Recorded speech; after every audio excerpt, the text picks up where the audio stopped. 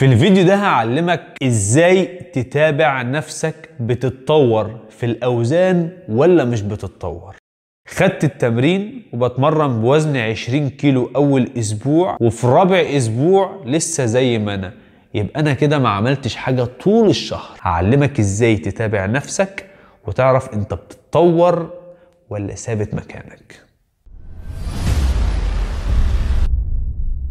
ازيكم يا شباب، ازيكم يا بنات. كلنا عارفين انك لو كل يوم بتروح الجيم تتمرن نفس التمارين بنفس الاوزان بنفس العدات، مش هيحصل اي تطور لجسمك، وده لانك ما طبقتش مبدأ مهم جدا، وهو زيادة الاحمال التدريبية.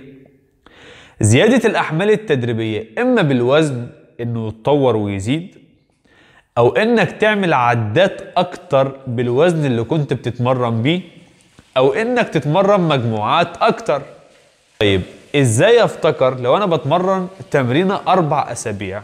ازاي وانا في الاسبوع الرابع افتكر اوزان الاسبوع الاول؟ هعمل لك مثال لجدول تتابع بيه الاحمال التدريبية، تعمله عندك على النوت في الموبايل.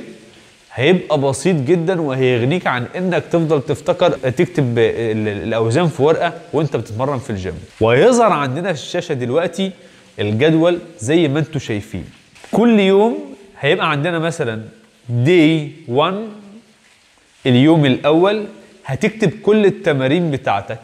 اول تمرينه مثلا انكلاين دمبل بريس، تاني تمرين تحت بار بنش بريس، وتالت تمرين ورابع تمرين، وهكذا. الجدول هيبقى ترتيبه كالآتي: على الشمال هتلاقي مكتوب ويك، وتحتها ويك 1، ويك 2، ويك 3، وعلى اليمين ست دي يعني مجموعة رقم 1، مجموعة رقم 2، رقم 3، رقم 4، وعندك ويت وريبس الوزن والعدات. خلينا ناخد التمرين حاجة. ده انكلاين دمبل برنس، ده تمرين الضغط بالدمبل لعضلات الصدر. الاسبوع الاول اللي هو ويك 1 عندنا ويت وريبس.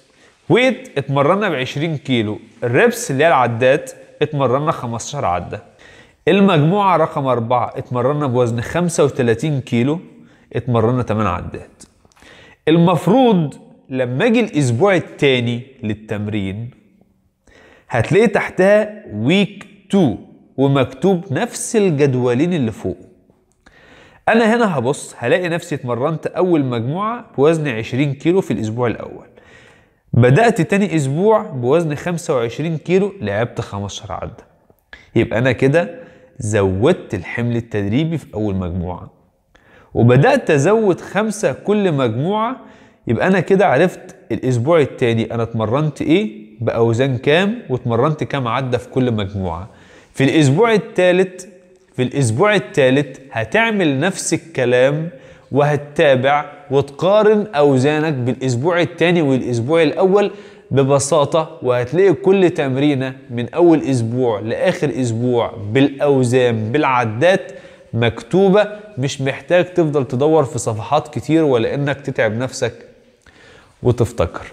وده مثال بسيط جدا يا شباب لمتابعة الأحمال التدريبية ومتابعة أوزانك وتطورك في الجيم، وتبدأ تشوف أنت بتتطور في تمارين إيه ومش بتتطور في تمارين إيه. لو عجبك الفيديو وعجبتك فكرة الفيديو اديني أحلى لايك، ولو ليك يا عم أي سؤال أو ليكي أي سؤال سيبه في كومنت وأنا هرد عليكم.